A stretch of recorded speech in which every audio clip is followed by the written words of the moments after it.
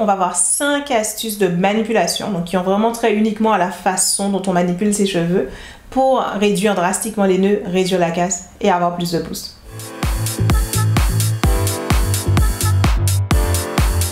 Ne jamais enrouler ses cheveux autour de son doigt. Donc vous savez en général qu'on fait une natte ou qu'on fait une vanille, quand on arrive à la toute pointe, c'est un conseil que je donne moi-même, il faut enrouler les cheveux à la fois pour que ça se démonte pas, mais aussi pour avoir ensuite un résultat plus joli, une pointe plus nette qu'on va défaire ses nattes ou ses vanilles le lendemain matin. Donc ce que je recommande au contraire quand on enroule ses pointes, c'est de le faire comme ça.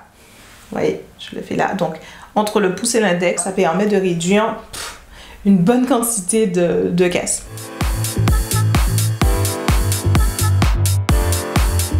Ne jamais natter ou vaniller ses cheveux jusqu'au bout. Le problème se pose au moment de le défaire, la natte ou de défaire la vanille. Donc au moment de la défaire, on se retrouve avec des nœuds au niveau des pointes et on doit galérer un peu et c'est compliqué. Ou parfois même c'est juste que c'est tellement serré et fin à la pointe qu'on doit prendre une épingle et qu'on doit planter l'épingle dans la natte pour réussir à défaire la pointe. Et ça crée, alors c'est pas tant que ça crée des nœuds, mais ça crée des fourches. Il faut s'arrêter 1 à 2 cm avant, minimum, je dis 1, mais minimum 2 cm avant la fin de la natte ou de la vanille et enrouler la pointe.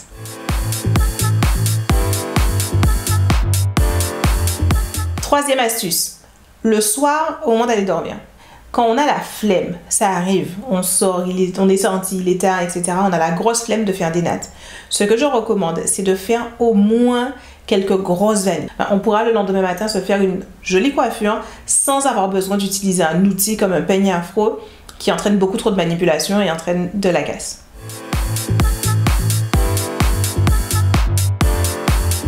Si tu as les cheveux crépus, dès qu'ils sont un tout petit peu humides, ils vont se tasser au fil du temps. Et si tu les portes libres alors qu'ils sont humides, ils vont se tasser clairement au fil de la journée. Mais surtout, ce qui se passe quand des cheveux crépus se tassent, c'est que ça s'en mêle énormément. Essayez d'attacher complètement les cheveux en faisant carrément un chignon, quelque chose comme ça. Et si vous avez les cheveux trop courts pour faire un chignon attaché bien serré en repliant vraiment complètement les cheveux, je recommande une coiffure à base de grosses flat twists par exemple, que vous pourriez faire sur toute la tête.